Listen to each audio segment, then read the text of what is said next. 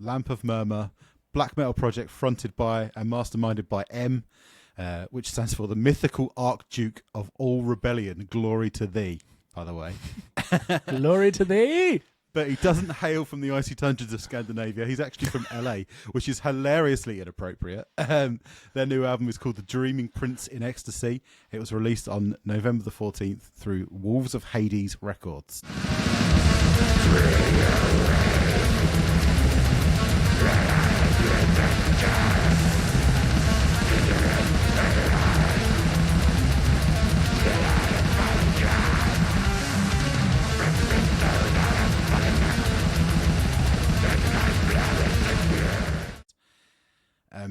I'm not entirely sure where Lamp of Murmuur were put on my radar. I feel maybe it might have been That's Not Metal, to be fair. It was their album Air of Elliptical Romanticism. Mate, this geezer knows how to give albums names, by the way. Like, absolutely big up to him on his ability to name an album. I checked it out, and it was really interesting because it was this sort of like absolutely horrible, really scuzzy, gross black metal, way before I was ready to listen to that sort of thing. But it had this sleazy post-punk debauchery level to it that really kind of drew me in. I was like, for some reason, I absolutely should not like this, but I am really enjoying it. Like, this is not my kind of thing, but it's really working for me. And then when they released Saturnian Bloodstorm, they kind of took their sound and made it hi-fi. And straight away I was like, all right, okay, Lamp of Murmuur. This is a cool band. Like, I'm into it. And then we saw him twice. Well, I saw him twice. We saw him at Fortress. I saw him again earlier this year at Incineration. And seeing this band live is an absolute trip, man. They're so cool live. So when I saw that they had a new album coming out, I was well down to check it out. Yeah, this has been an absolute joy to be listening to, mate. It's so good. This album rips. Like, how much disco beat can you get in a black metal album, dude? Like, right? Like, dude, it's all swords and boogies, this thing. I love it. It's so sick. Do you know, initially, like, I was like, I couldn't get into the vocals. It took me a little while, like a few years back. Like, I was like, it just sounds like there's 10 geezers. What's going on? Because I was just a bit of a prick.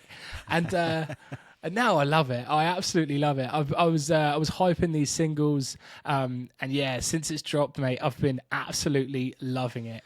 Like, there's this real sort of gothic, romantic sort of leaning that this album's got is really cool.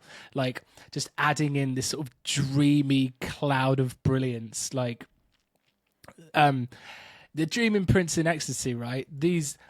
I like the way that when they do tracks, sometimes they'll sort of like nuzzle in the leads. Like, these leads are just below the mix, or like, you know, a lot of bands would like put them right up high in the mix, and that'd be like the thing. That'd be like the thing that people do to them live. And like, they don't. They sort of like, they have this sort of ball of energy that's sort of like led by the vocals, and I'm just, it's the drums, really. I think it's like the drums are really sort of front and center. Yeah, they definitely are. And I think that gives the whole thing this really, really strong forward momentum.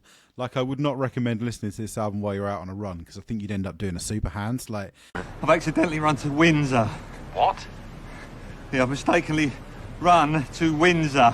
It's got loads. It's really like rollicking, isn't it? It's got this sort of gallop to it, really, like, quite often, which I think works really well. But then when you kind of get into it, I'm not surprised you love it, because it's essentially like if you took the AFI album and shoved it up the Black Braid album's arse. This is essentially what you get with this record. It's like black metal with this element of like gothic dreariness added to all over it, which just works absolutely perfectly. Yeah, you're totally right.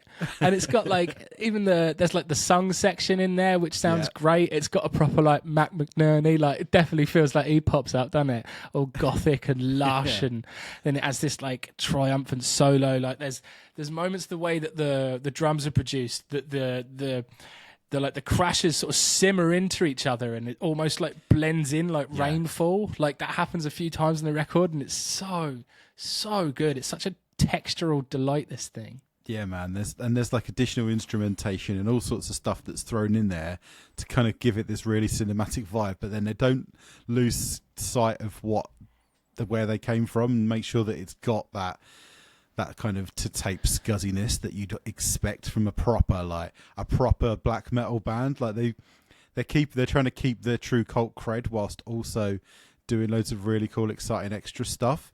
And I really enjoy the structure of the record as well, where it kind of starts really tight and concise, and then as you work through the track, I mean, I say tight and concise, some of the songs are 10 minutes long, but even still, like the first sort of few tracks are very tight and concise, and like the album, I think the album's a bit of a mullet, right? It's tight and structured in the front, and it's loose and flowing in the back.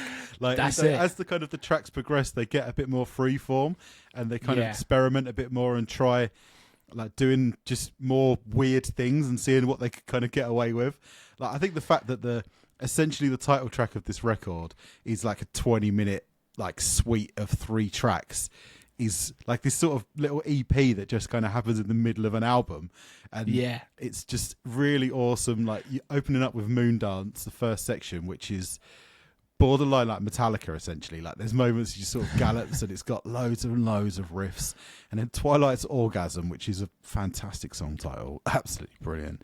It's just dripping in purple velvet, that song. Like I love it. Yeah. So sort of gothic and like melancholic, and it's incredible. And then the Fall just goes into this really kind of almost like baroque harpsichord or clavichord or whatever it is. I don't know. Very French Revolution, the whole thing. It becomes towards the end. Like, and I think it's absolutely brilliant to just have this essentially 25-minute song separated into 3 sections in the middle of this album. And it flies by as well. Like I was like, how long was it? Oh my God, the album's an hour long, and it just completely just evaporated in front of me. It was so cool. Like, I don't know if it's just like everything good that's like 3 big bits now. I'm just going to think about Absolute Elsewhere. But don't those 3 tracks like coming together do have that, because it's like this really cool sort of like there's these interesting like sci-fi elements, this like spacey like swords in space shit. Like it's got the sort of like the melodic sort of in the middle, and then the finale track is super sort of epic, and there's those like acoustics and they're sort of twinkling in the starlight. There's a brightness to it. It's really sort of like hopeful. Like the end of it is kind of like hopeful and like staring off into the cosmos with like a slight sort of tear and a smile. Like it's just bloody lovely, mate. I think it's so sick, and it's kind of sick that they put that on the album. They didn't just like, because you could easily just turn those 3 tracks into like a banger of an EP or something, and it'd be like Black Metal EP of the year. Yeah, man, absolutely. Like I think. Yeah, I've definitely got the Absolute Elsewhere comparisons written down as well. Like it's just the journey that suite of tracks takes you on, and the fact that he's nuzzled in between like another 45 minutes of absolute bangers is just greedy almost. It seems like. I think the track Hate Gate is absolutely wonderful. Like the sort of speed metal. Again, like almost a Metallica vibe at the beginning of it, until the blast beats come in and the vocals join in. Obviously, then it kind of disappears away. But that track's awesome. The way it ends with that acoustic song is really interesting. Like this guy's not scared to try something, man. He's not scared to try something. Like black metal is one of those genres where the rules are very specific, and it's almost like this guy plays within the rules and outside of the rules at the same time.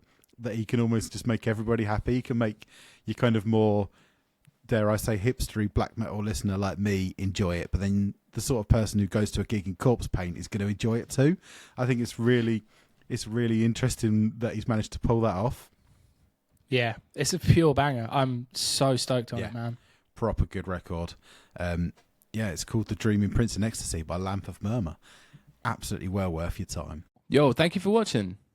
If you like what we're up to, give us a like, a sub. That'd be nice. Write some things in the comments. Me and Gary are always here having a nice chat about sick, heavy music. Cheers.